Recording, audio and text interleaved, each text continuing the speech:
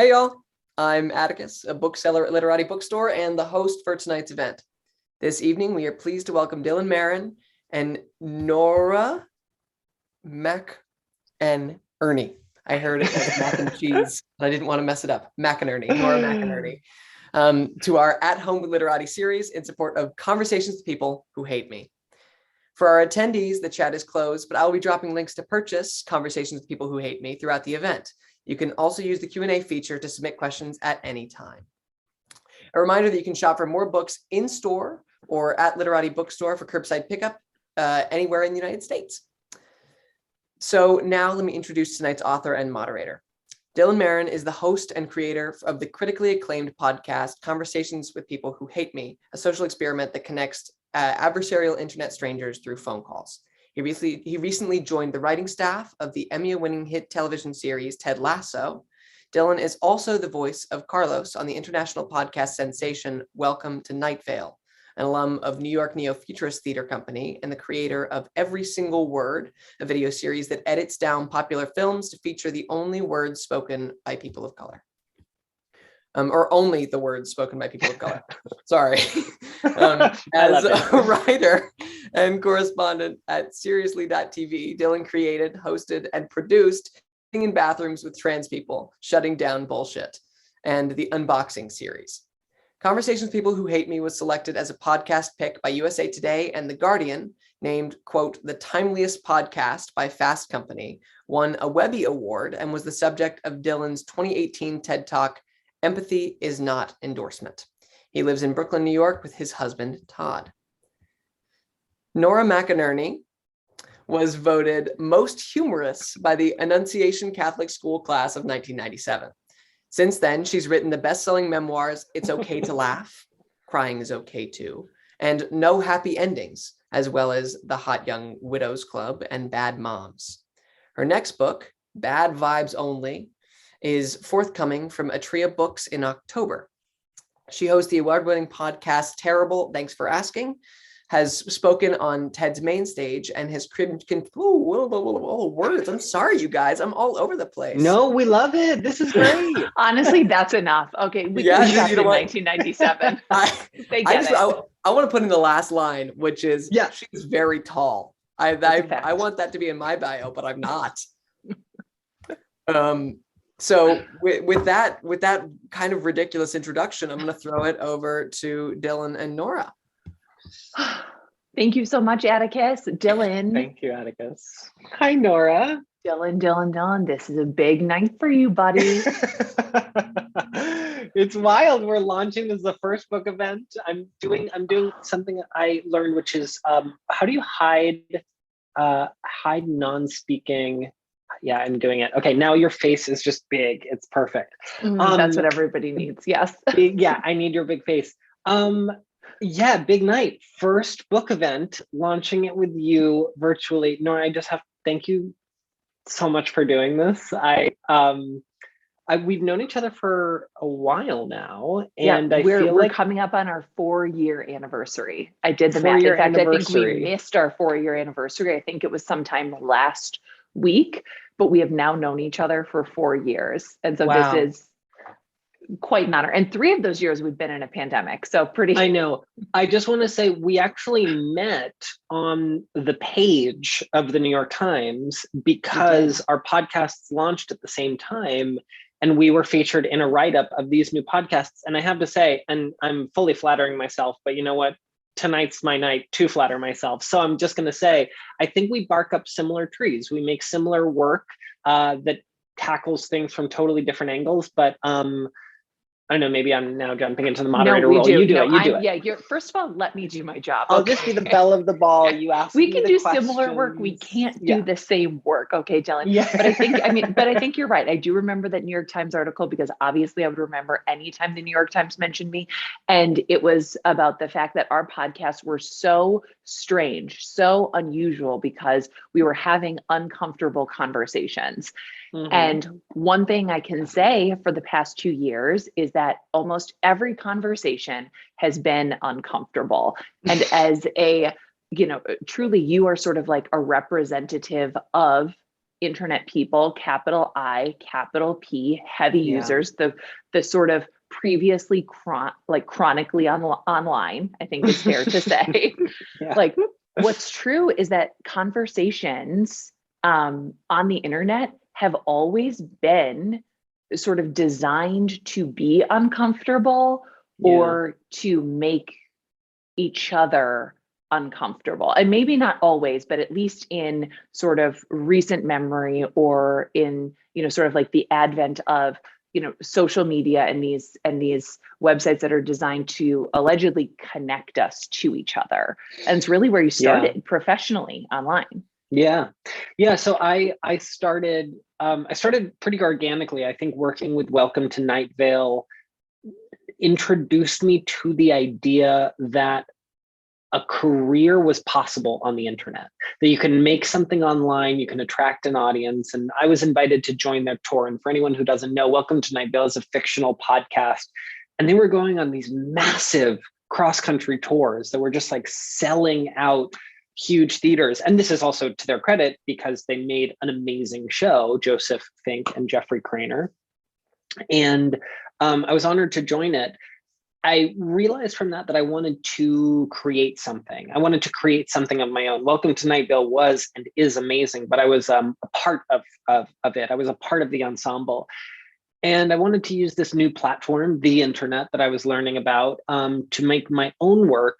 And so I started a video series called Every Single Word that edited, as Atticus shared in my bio, I edited down popular films to only the words spoken by people of color.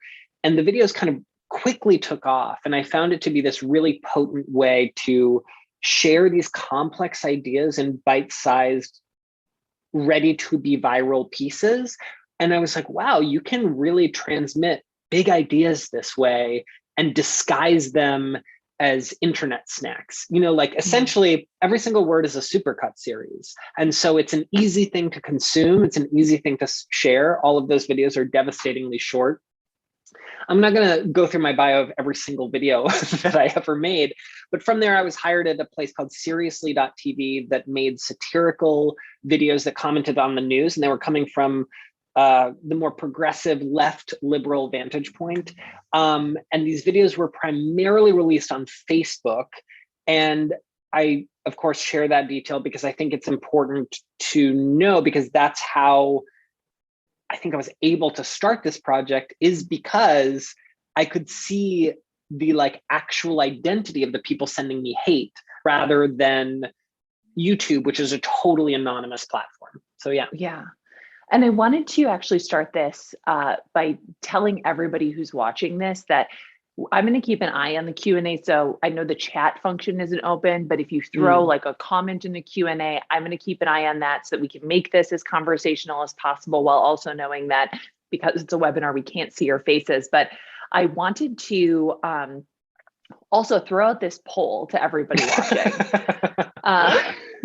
Because you know, I want to know how many of us have found ourselves sucked into a dumb and pointless fight on the internet, and the results are coming in.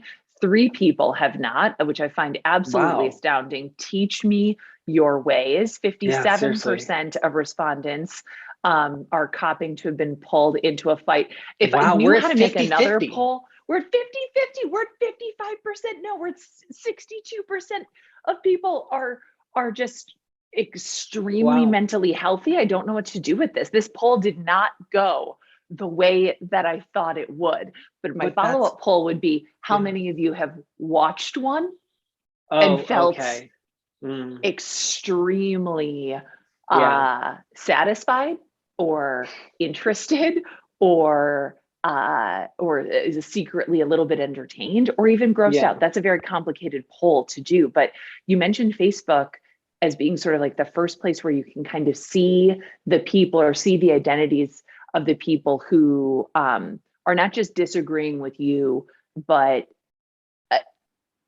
disagreeing with who you are, or making it sort of seem like it's more of a personal dispute. And to me, that makes a lot of sense, because Facebook was sort of like the nexus for the way a lot of us connected for a long time. And do you remember, Dylan, when it stopped being just people you were friends with in your feed, and it started to give you, the algorithm started to give you things completely devoid of real context, right? You would see a video because, your uncle likes it, or because, somebody commented on it, and all of the sudden you were sort of plopped into this universe that you had kind of no business being in. Yep. I know it well. I felt assaulted by the advent of the newsfeed in 2006. And that's when Facebook went from literally you logged on and you were told who friend requested you, who posted a photo of you, who liked a photo of you, and who wrote on your wall. A simpler time. And I remember when I first saw the newsfeed, I was outed by the news feed because 2006 was the fall I went to college, and I RSVP'd yes to a gay ice cream mixer. And you want to talk about context collapse? I RSVP'd yes because I entered college out. Yeah. And then, but I hadn't yet come out to everyone in high school. No, but just to be extremely clear, I was always who I am now. Like, nobody was surprised in the least. I'm just saying coming out is a sacred ritual that it really helps when you are defining when and how it happens. And it announced that I RSVP'd yes to this ice cream mixer. And that was my first experience with the newsfeed, which I feel is prescient, because then you're like, oh yeah, like the private mixes with the public constantly. And I think this is at the core of so many things that I talk about in the book, and so many things that lead to all of the conversations I had, is you think that you're expressing yourself to a person and you don't really know if it's private or public, if they're ever going to see it. Like, it's a private thought you have, you send it out into the ether, you don't realize it's incredibly public, or that there's going to be a permanent record of everything you've ever said. So yeah, so I think it's not only devoid of context, and it's just a constant like barrage of everything happening all the time, like the Bo Burnham song, but I also think it is a constant mix of private conversations happening in public when people don't realize it's public, and then get offended when someone identifies it as a public conversation, which it is. Yeah. And it's often devoid of the context in which sort of like the thought originates. But what happens when you can kind of click through a comment on your work, which, is not really a comment on your work, but some of the comments that you start to get are really comments about you, right? Some of them are critiques of the work, and some of them are just critiques of you. But when you click through, you do start to see the context of who that person is. Yeah, completely. And what do you? No, you first. No, I was going to say, so what do you see when you start to click through on some of those comments, which are saying horrible things about you? And then in turn, you sort of have this, knee-jerk sort of reaction to, who's this person? And you click through, what do you find? Yeah, well, again, when my videos were popping off, it was that 2016 to 2017 period when everyone thought that Facebook video was the new frontier. So this is Facebook, and I don't want to repeat myself. I just want to say, like, this project wouldn't have been possible or a little later when Twitter was the thing, or even Instagram. And I found myself, like, I think that context was in some ways fan fiction that I was writing about people, like in the way that fan fiction is like, okay, I'm taking these pillars that I know about this character and then seeing what's happening off the page, Draco and Malfoy shared this look in the stairwell, but then they're gonna go and just bang later. You know, like that's the Harry Potter fan fiction that I'm thinking of. And so I think I took the like disparate pieces of information that I was getting. Okay, well, this person, you know, this person is in a meme off, essentially, in a friendly meme off with their brother-in-law. So I know that they have a brother-in-law. I've already clicked on the profile of the brother-in-law. I know he lives in the same town. And I also see that they just restored their barbecue pit. And I also see that they have a new bench that came in. And I also see that they're divorced and they have shared custody of their 2 kids. So like suddenly I am running wild with this fictional backstory that I'm writing about this person. And this fictional backstory is natural, right? It's not like I'm sitting down and I'm like, okay, Dylan, let's let the creative juices flow. Who is this person? It's instinct, right? The instinct is, who is this person? How are they human?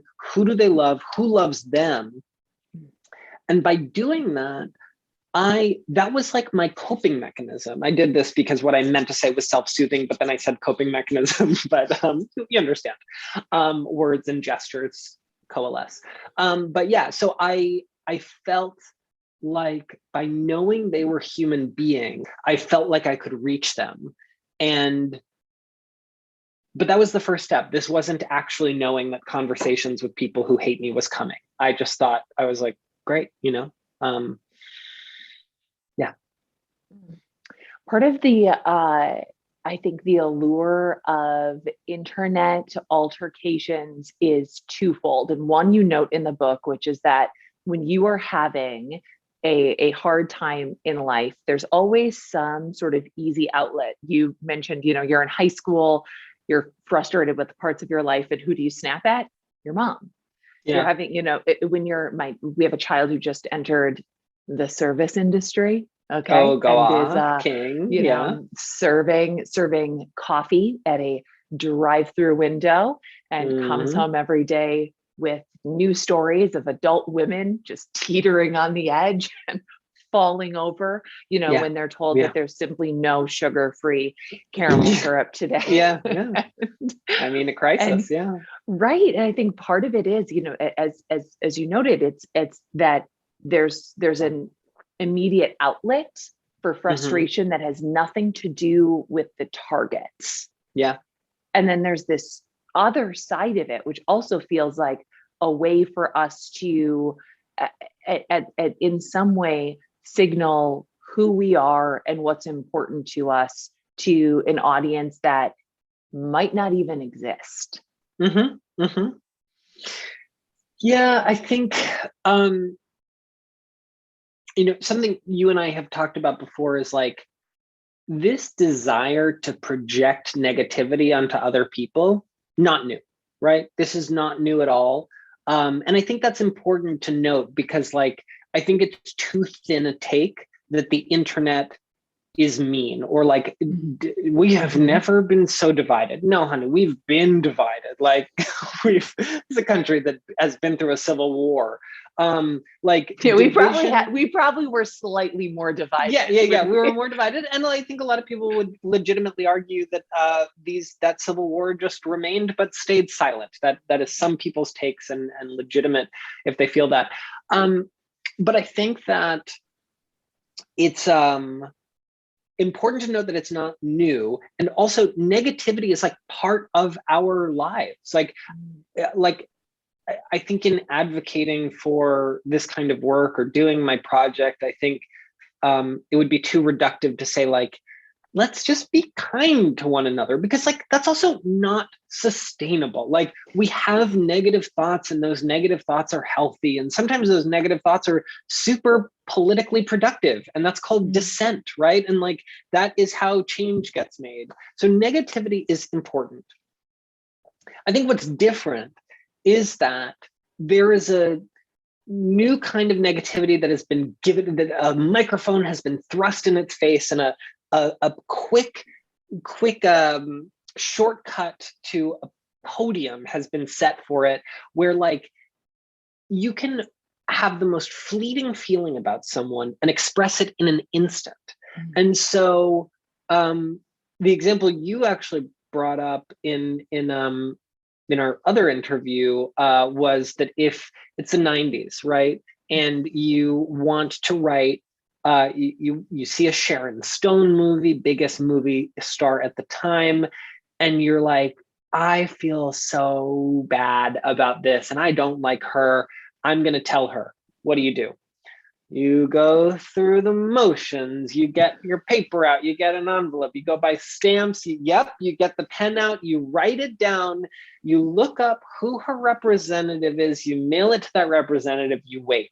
There is so much time built into that, which is not to say people aren't going to do it, because people did, but way fewer people are going to do it. And I think what I'm so scared of now is that there is a game of disliking people. And there are some people who become what is now referred to as, the main character, Twitter's main character, that they become the punching bags for sport. And if you take swipes at them, even oftentimes by repeating the same joke that other people are repeating, you feel, and I'm saying this with empathy for both sides, you feel that you belong. Right? Like, and what better drug is there than feeling like you belong? The honest answer to that question is nothing. Like, nothing is better than feeling like you belong. And I say this very seriously, obviously not to condone this behavior, but if this is how we belong digitally, by taking swipes at the main character in the public square, then I think that spells a really terrifying future for humanity. I agree. I also think, the other side of that, writing a letter to Sharon Stone, or writing a letter to the editor, right? Or writing a letter to, the author of a book that you like or don't like. On the other side, there's a certain amount of consent too, right? I had an uncle who wrote Catholic fiction, Catholic mysteries. Okay. Real niche, guys. That's his Catholic fiction. Catholic mysteries. Okay. Wrote probably 55 novels based in like Catholic settings. Guys, I don't know how best to describe this, but when he got letters from readers, his editor would open them, right? Would open them like with a letter opener, fold them out, and he would get them every quarter. And he could decide when he got that envelope, do I want to open this or not? And we don't have that choice right now. We don't have that choice. You don't have a choice of whether or not like you consume that.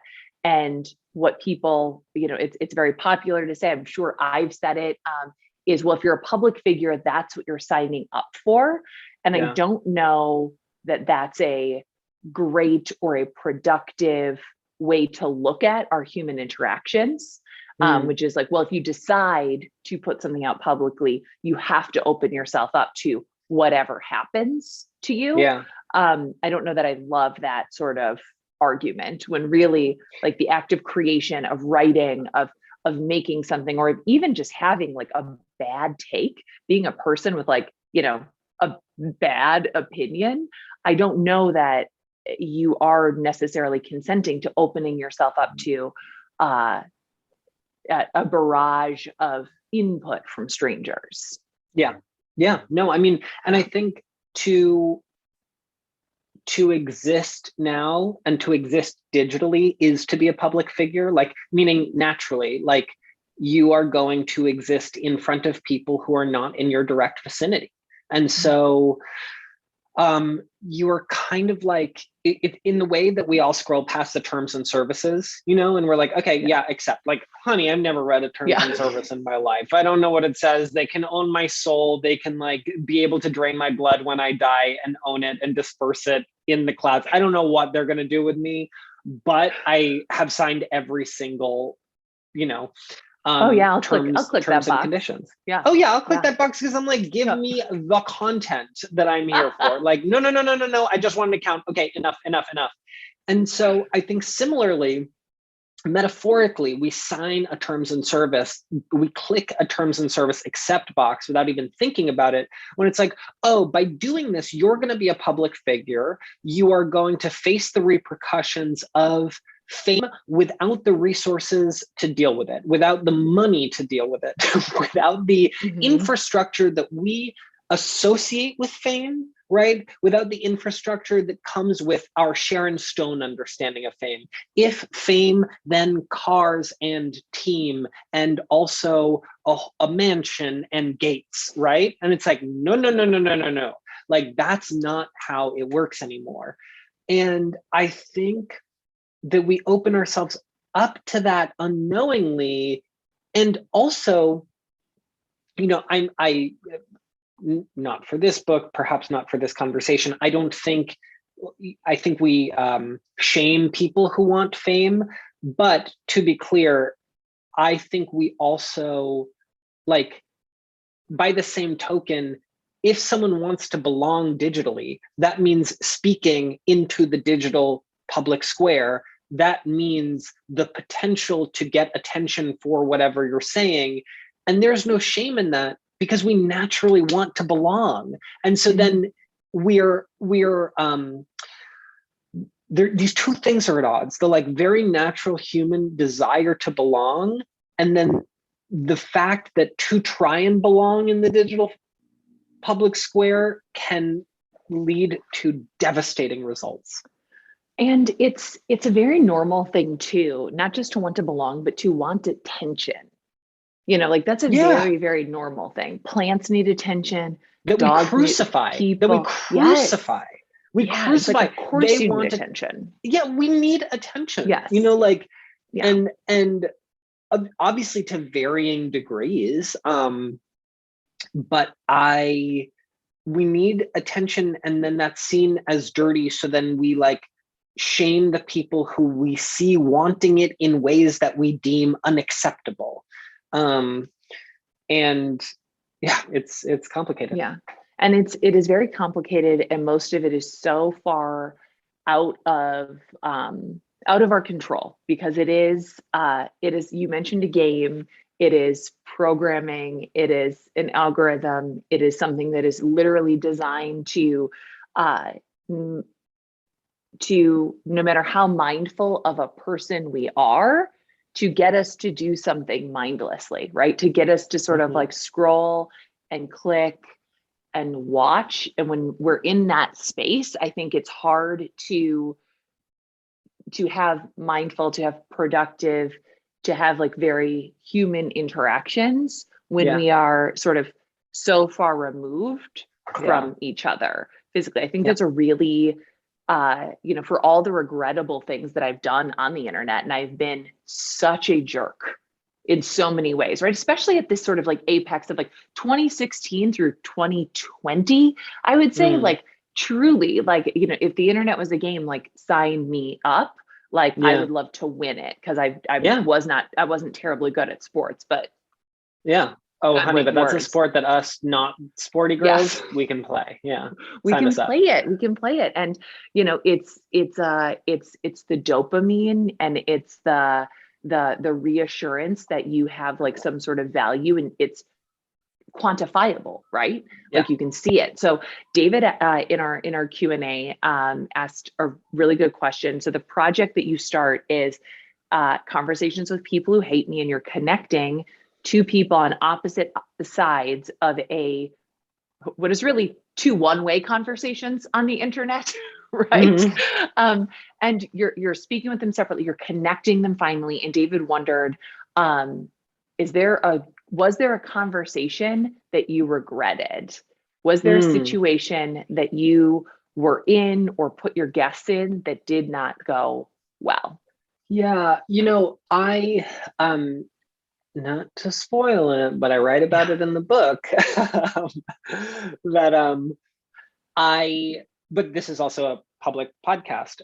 So I made an episode with Emma Solkowitz, who many of you may know. She is a very public rape survivor who is best known for carrying a mattress around Columbia University for every day that her accused rapist was still allowed on campus. And I moderated, so I first met Emma, kind of pitched the idea to her, and she was really interested.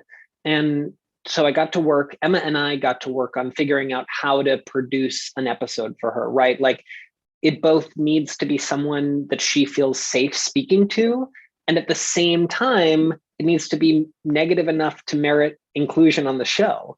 And so we landed on someone who in the book I refer to as Jonathan. And this is a quick tangent to mention that there are some names that I change in the book, and that's just to like scramble their identity in the public square, because I don't think that they necessarily need to be followed for the rest of their lives by these comments and messages they wrote. Anyway, in the book, I refer to him as Jonathan. He wrote Emma just 4 words. You are a liar. And this gets to the devastating disbelief that so many rape survivors face when they come forward. And the conversation was really challenging because Jonathan was just so resistant. He did not get it. He needed all the facts. He wanted, essentially, if given the power, he just wanted to relaunch an investigation without realizing how unlikely it is that someone would have come forward and gone through the trouble to come forward with a rape allegation if they were making it up, right? So like, it takes this very big cultural conversation that happens a lot of sad cultural conversation of disbelieving rape survivors, and it filters it to just 2 people, right? And that still is really complicated at the micro level. Do I regret putting it out? No. And here's why: because Emma thought it was necessary to put out. So Emma gave her blessing. But I also think the ethical thing to do is to show that these conversations don't always go well. And at the time, a lot of the conversations I was having tied up into a nice little ribbon, and like, everyone is happy and negativity transformed, homophobia eradicated, And it's like, wow. And I want to be clear, I love all of those episodes. Like, it is so healing when someone says like, I didn't think about it that way, and I really appreciate you opening my eyes. And you feel not that they're changed, but that like, it just feels good. And then this one was really challenging. Of course, there was a follow-up to that, and I hope you read the book to know that there was redemption for Jonathan. And you can get into that, honey, if you want to read the book. Yeah, but I think like that's such a good point, which is the conversations don't always go well. And for brains that have been sort of reprogrammed to, be rewarded with gamification, who like want some, satisfaction.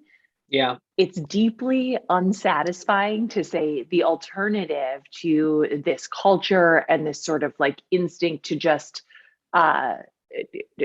dominate each other and talk over each other and win through, smart words or, gotcha kind of stuff, is to have a messy and unsatisfying conversation.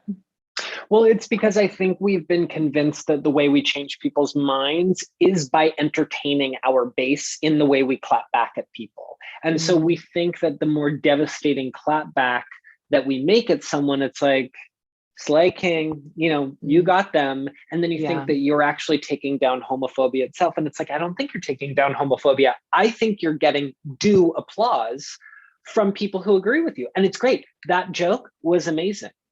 Sure, yeah, their face does look like that, but like, I don't think anyone was brought over to a new side on homophobia. You just dazzled the troops, right? You were entertainment for the soldiers who were there. Not bad, right?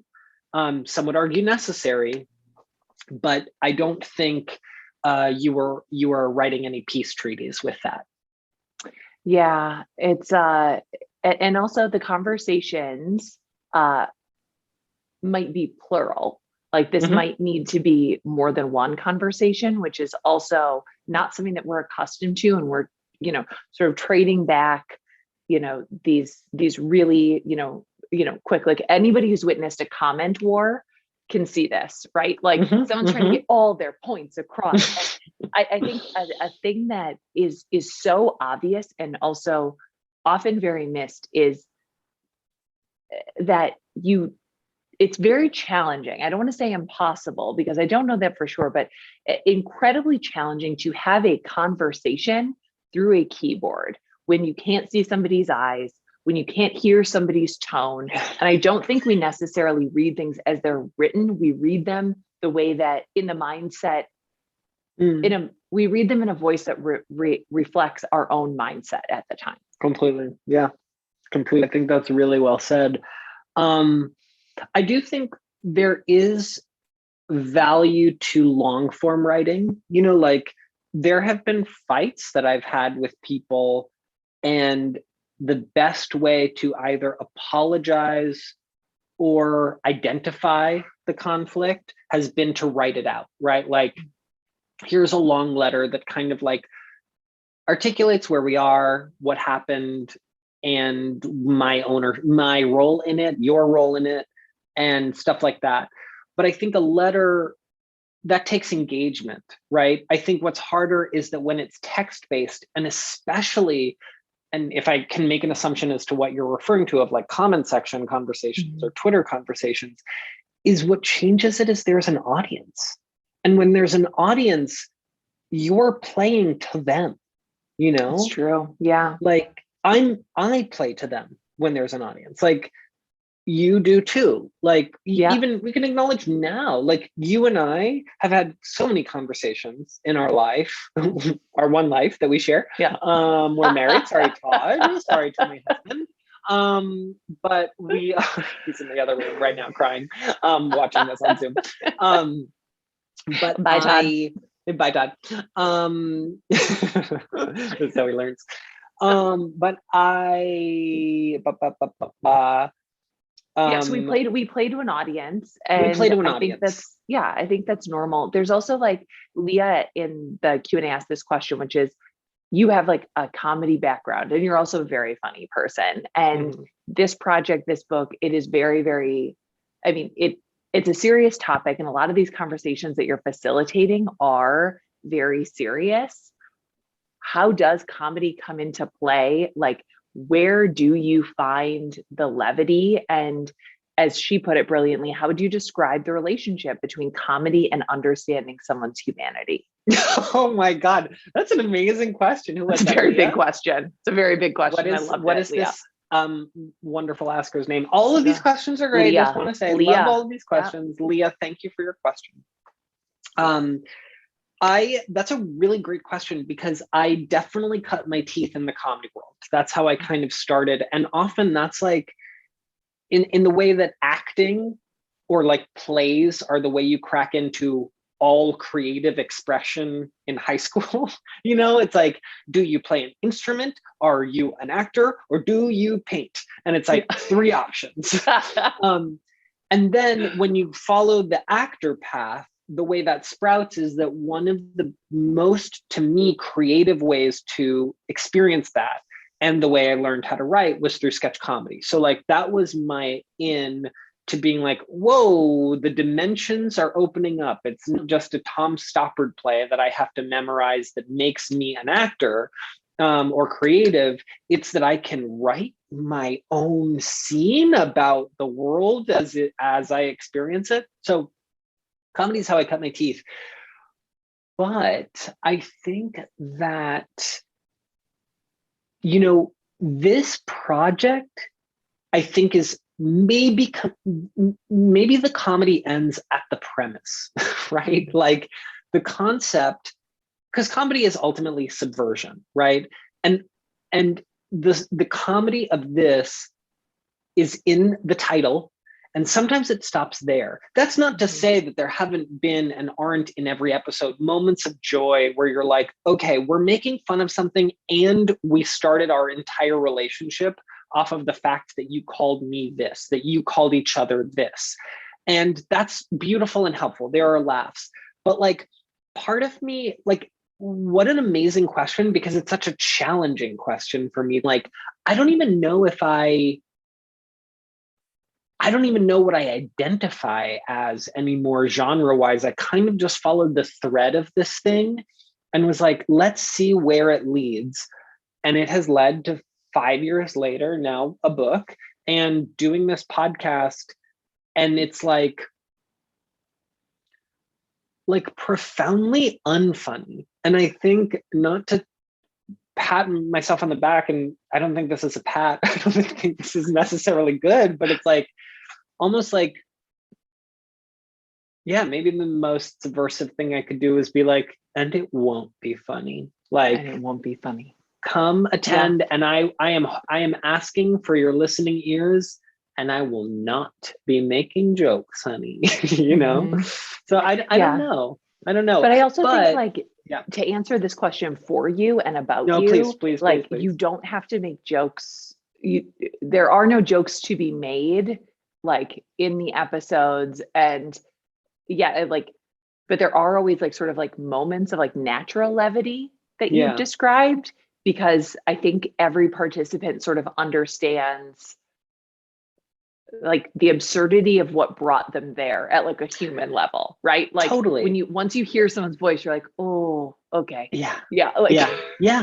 And there is an absurdity to it. And like I said, and it's, I do think comedy, especially satire, is about subversion. It is taking a form and subverting it, and it's kind of refilling it with something else.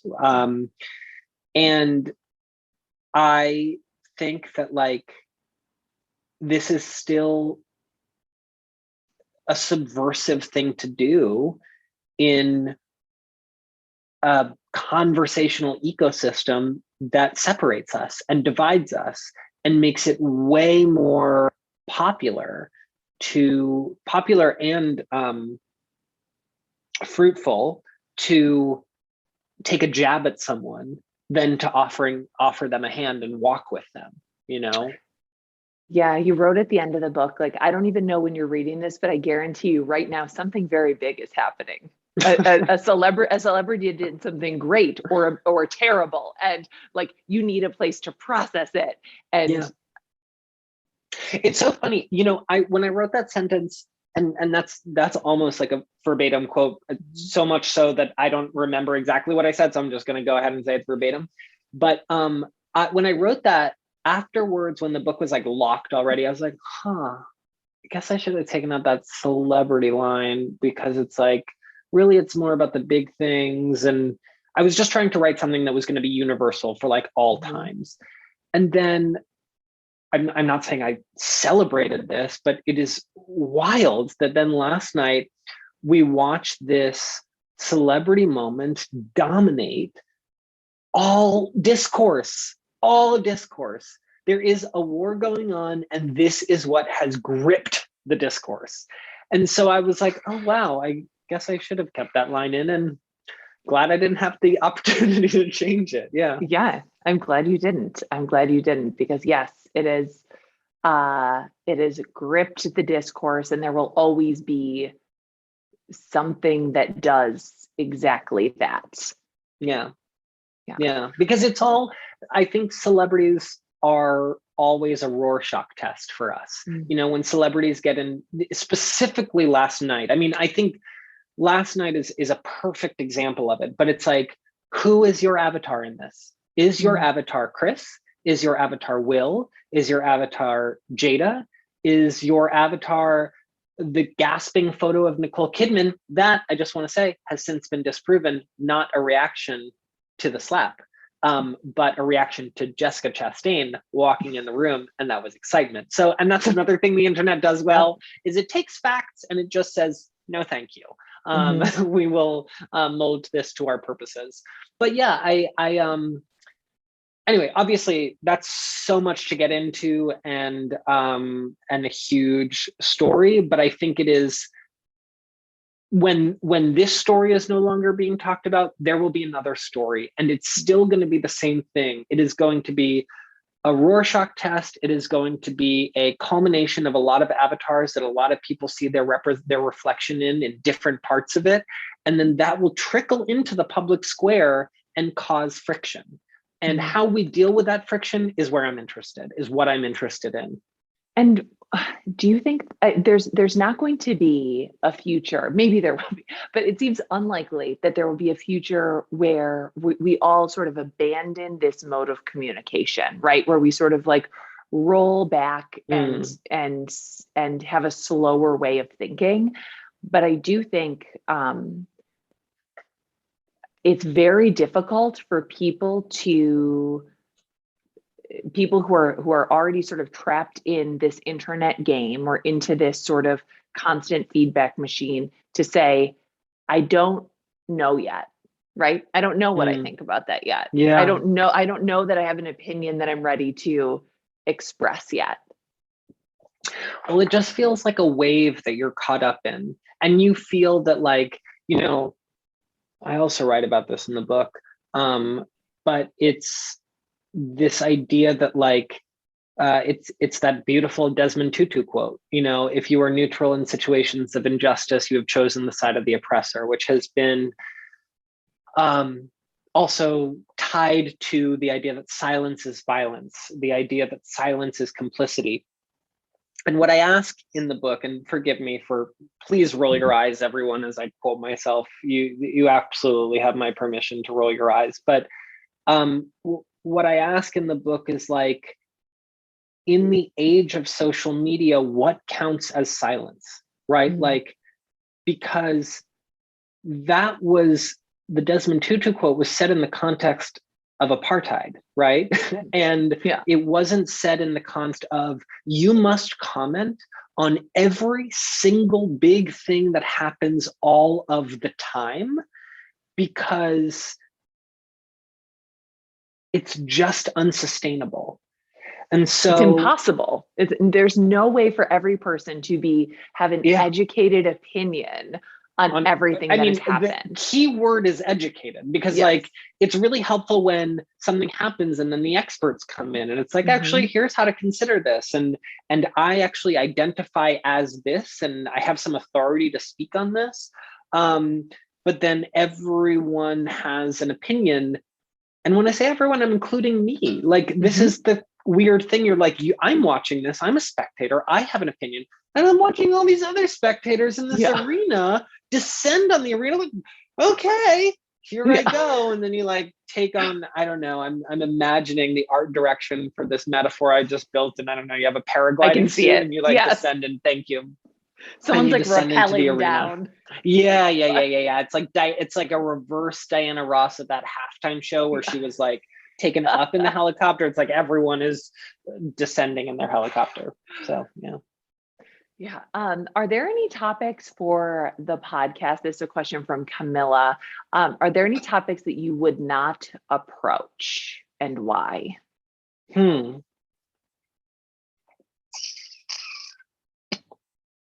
I'm going to say no, because what determines an episode that I'm comfortable making is when my guests are comfortable making it. So whatever the topic is, it's going to take someone who is,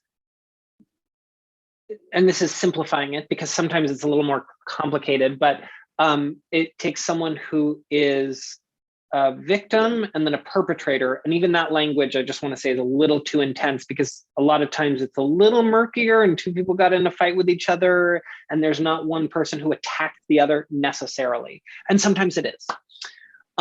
But it requires two people. And sometimes I'm that person who's the recipient of the negativity, and there's the person who wrote it. So obviously, it's helpful to know if I'm trying to make an episode and no one wants to do it, but if following the rules of the show, someone feels safe enough to enter a conversation, and it's a two-party consent system and they both feel safe enough to do that, I could see that being really beautiful. Now, I'm sure that you wonderful attendees are scrolling in your minds, really thinking of exceptions to this, of like, that means Dylan would do blank. And it's a blank I didn't think about yet, that is horrible and horrendous, and it makes me the worst person on earth. So I'm not thinking about that, and I haven't thought about that yet. But maybe that's my cheap way of getting out of accountability for this answer. So I think I'll take accountability. There's nothing that I can totally think of that I wouldn't do if, and this is the only necessary caveat, if my guests were willing to engage in the conversation. I think that's a perfect answer. And my opinion counts the most, obviously. This is a question from a viewer, and also one that I wanted to talk about too, which is when you're facilitating these conversations, when you're writing the book, how do you balance like taking care of yourself mentally with exposing yourself to this much, like putting yourself in the path of so much pain? Okay, I love this question. Who asked this question, Nora? Can you give me that? David again. Oh, David King. David. David King. And using internet language. Yes, Slay King. We are at your mercy. So this is, I appreciate this question, and I get this all the time. And you have created an amazing opportunity for me to answer honestly, which is that this podcast, you are correct. This project is draining to do. But, and I say this with love, my king, as I bow at your altar, is that there's a misunderstanding of where the exhaustion comes from. And the conversations themselves are my favorite part of this show. The conversations themselves give me hope for the future. They make me feel like connection is possible. The burnout comes from everything outside of that. The burnout comes from producing the episode, reaching out to a ton of people who sometimes very violently tell you they don't want to do it, and then take jabs at you / this project as they do. And then it's everything afterwards. It is carrying this conversation into the public square, knowing that this isn't really a popular time for sincerity. And this isn't, building bridges is not really in vogue to do. And some very smart people who have very big podiums in the public square argue, and I would say in some ways rightfully so, that building bridges is not what we need right now. And to that, I would say that can be true for one person and not true for someone else, right? Like, it may be true that someone doesn't have the energy to build a bridge. That's not what they want to do. They've been asked to do it too many times in their life. It is expected of them. No more bridges. But I also have to acknowledge that it's something that I feel well suited to do. And it's something I love doing. And so as I carry this conversation, this pearl, my favorite part of this whole project, into the public square, I also have to contend with the fact, like, it doesn't make me it's not that popular. I think I would have bigger following if I constantly took aim at a very clear villain and staked my identity on that. And it opens it up to legitimate criticism from friends that I admire, who also agree that, like, connection and bridge building, while lovely, is I'm thinking of my most leftist friends, is a centrist fantasy. And I think there's complexity and nuance to all of that is worth exploring. Well, you really are suited for it. And I'm very grateful that you chose to do it. And I think everybody on this Zoom can agree with that. Dylan Marron, your book, Conversations with People Who Hate Me, is out tonight at midnight. or tomorrow morning, whenever people go. So a thing that I'm going to say that I know Dylan won't is, buying the book is so important. And also telling anyone about the book is so important. Going to wherever you bought it and leaving some kind of review, so important on Goodreads or whatever. Like Dylan is going to protect his little heart and not read those things. But we are all at the mercy of the algorithm, even when we're online shopping, of course. So obviously order it from Literati if you are here right now. But I think Atticus just threw in. Atticus threw in the link. And if you do, and you buy it, just have to let the dog in. She's very anxious. Let the dog in. And if you buy Dylan's book, anyone who's watching this, and you email me the receipt, I don't care where you bought it, I will give you a discount on some of this weird, sad t-shirts I make that say things like "somebody dead loves me," Nora, or, other sad things. So, and I don't know, Dylan, I love this book. I love this project. And most importantly, so does Stacy. Okay. She's very anxious, Stacey. but hi, honey. She's like 600 years old. Look at her. Oh my God. But she read it. Cover to she cover. loved it. She loved it. Okay. She's a reader. Okay. Oh my She's not God, as dumb as she looks. Okay, Stacy. Okay. Well, thank you, icon Stacy. Thank you everyone for being here. And look at, Atticus is back. Atticus is back.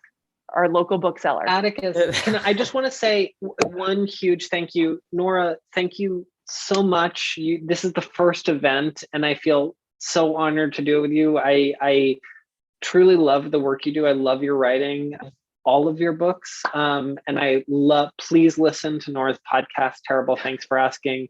And Atticus and Literati, thank you so much for hosting us. Like, this is literally my first book event ever for my own book, and it was an honor to do it here and with you all.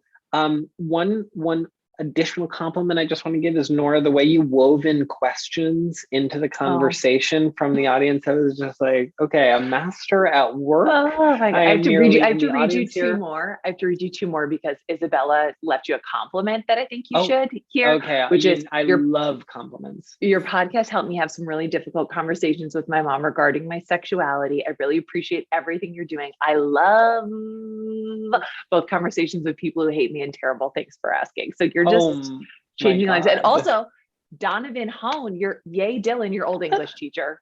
Hi, Donovan. I don't know if you're still here, but oh my God, this is so incredible. Isn't that amazing? Hi, Donovan. I love that. I love that so much. So you know what? Yeah. All right. Everybody, you're going to go buy this book. Yeah. Okay. And you can just contact me on my website for your little Thank you t-shirt all for discount. Coming. Okay. I really appreciate it. You're all amazing.